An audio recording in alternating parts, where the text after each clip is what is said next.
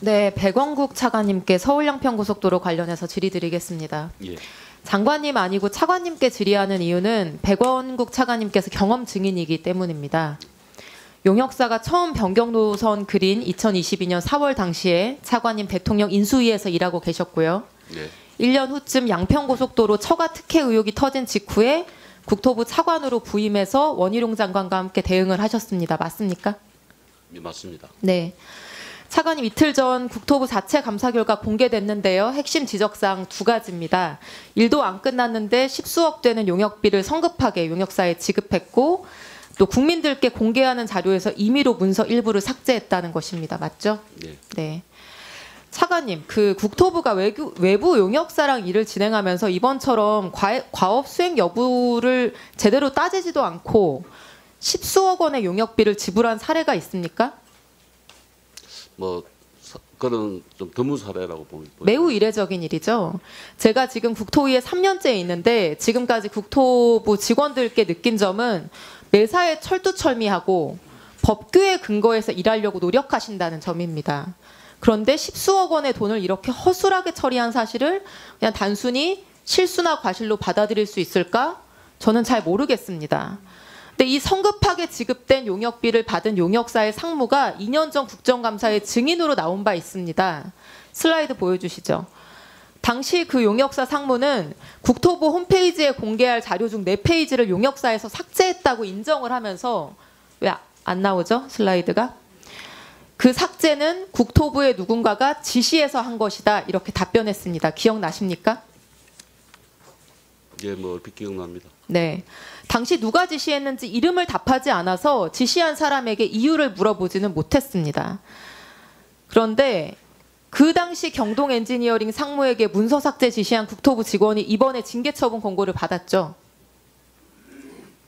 아마 관계가 있을 것 같습니다.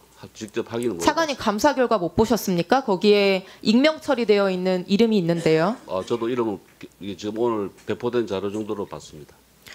차관님, 국토부 직원이 뭐가 무서워서 장관이 전부 공개하라고 지시한 문서를 함부로 삭제하고 뭐 때문에 과업이 끝나지도 않았는데 18억 원이 넘는 돈을 덜컥 용역사에 줬을까요? 왜입니까?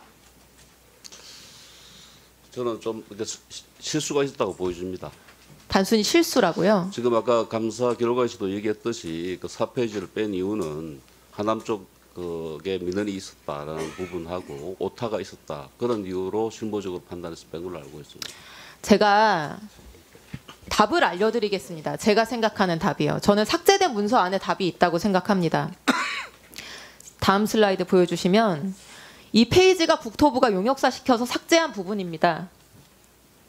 용역사가 용역 착수 보고에도 하기 전에 2022년 4월에 국토부에 제출했던 과업 수행 계획서의 한 페이지입니다.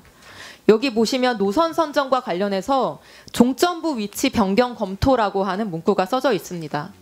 근데 종점 위치 변경을 검토해야 되는 사유가 옆에 적혀 있는데 기존 종점이 연결될 교각의 위치가 높고 터널이 인접해 있어서 변경을 검토해야 된다는 내용입니다.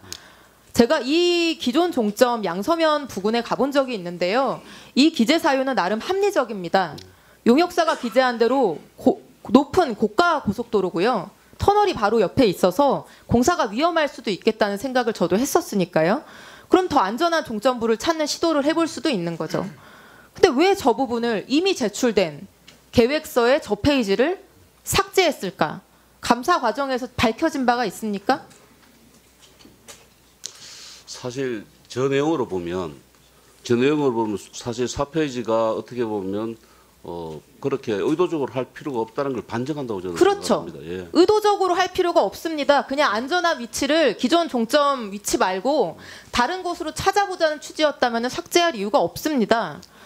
그런데 바로 저 과업수행계획서가 작성되고 있었던 시점에 용역사는 내부에서 이미 그 주변이 아니라 완전히 엉뚱한 곳, 김건희 일가 땅이 모여있는 강상면으로 향하는 변경 노선을 이미 내부적으로 그리고 있었기 때문에 그 사실과 퍼즐처럼 맞춰질 것이 두려워서 종점 변경이 언급돼 있는 이 페이지를 삭제한 거다라고 볼 수밖에 이거 말고는 다른 이유를 상정할 수가 없습니다. 우리 속담에 도둑이 제발 저린다는 속담이 있죠.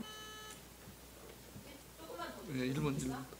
국토부와 용역사는 용역업계에 착수하기도 전부터 이미 강상면 종점을 정해두고 있었습니다. 다음 슬라이드. 이 장표는 재작년 국감 과정에서 공개된 문서입니다.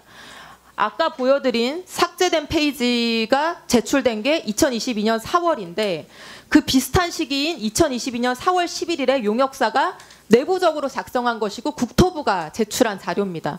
이 검토안에는 이미 단순히 종점 변경을 검토한다는 게 아니라 강상면으로 변경 검토한다라는 내용과 함께 노선까지 작성되어 있습니다. 같은 시기에 다른 목적으로 작성된 두 문서를 합쳐서 보면은 삭제된 문서에 종점부 위치 변경 검토라고 하는 말이 실상으로는 강상면으로 종점부 변경이라는 의미이기 때문에 그래서 그냥 놔둬도 되는 문서를 국민들께 공개될 문서를 용역사 직원과 국토부 직원이 삭제를 한 겁니다. 그렇게 삭제 지시를 하고 끝나지도 않은 용역에 대한 비용을 선불로 지급을 했습니다. 매우 이례적이게. 아니 국토부 도로정책과 직원들이 이렇게 간이 큽니까? 사관님?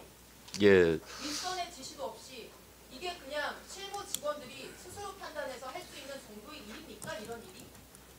저는 엊그제 징계처분 권고를 받은 공무원들이 굉장히 억울할 수도 있겠다고 생각을 했습니다. 이게 실무자 수준에서 감당하고 결정할 수 있는 일이 아무리 봐도 아니기 때문입니다. 슬라이드 봐주시죠. 사관님. 용역사 직원은 국토부의 지시를 받아서 문서 작성했다고 했습니다. 지시한 사람은 국토부 도로정책과 실무지가 도로공사 직원이라고 했습니다. 그러면 이 도로정책과 실무진에게 지시한 국토부 간부는 누굽니까? 그 국토부 간부에게 종점 변경 지시한 윗선은 누구겠습니까? 사관님. 아시는 바 있습니까? 하실 말씀 있습니까? 예, 제가 좀 답변 좀 드리겠습니다. 지금 말씀하신 대로 이 부분에 대해서는 아까 장관님께서 말씀하셨지만 타당성 조사할 때는 대안 노선을 검토하는 것이 의무입니다. 그래서 22년 1월 달을 저를 기억합니다. 가업 지시서가 나갈 때 첫 번째 요구사항이 대안 검토를 해라. 그리고 왜 그랬는가 하면 에타 보고서에 아까 말씀하신 사항 있지 않습니까? 그 종점부 JCT 부분이 기술적으로 접속하기 힘들기 때문에 그 부분에 대해서는 검토가 필요하다는 것을 에타 보고서에 이미 나와 있었던 사안입니다. 왜 용역사의 지시에서 저 페이지를 삭제했는지를 묻고 있는 겁니다. 사관님. 만일에 멀쩡하게 작성된 예. 그렇게 정당하게 작성된 계획서를 그것도 일부만 사후적으로 몰래 국민들과 국회에 설명하지도 않고 그렇게 삭제했느냐는 것입니다. 제가 그게 잘못됐다고 해서 지금 징계 처분 요구까지 받지 않았습니까? 그 부분에 대해서는 지금 잘못을 했기 때문에 감사 처분 결과가 나온 것이고요. 의원님께서 말씀하신 대로 그게 의도적이고 아주 조직적이었다면 왜 모든 것을 다 그렇게 처리하지 않고 그 부분만 처리했겠습니까? 지금 의원님께서 지금 자료를 내놓으신 것도 국토부에서 공개한 자료 있지 않습니까? 그래서 저는 이것이 비록 그 실무자의 실수는 있었지라도 의도했던 것은 아니다라는 것을 반증하는 거다라고 저는 생각을 합니다. 예, 수고하셨습니다.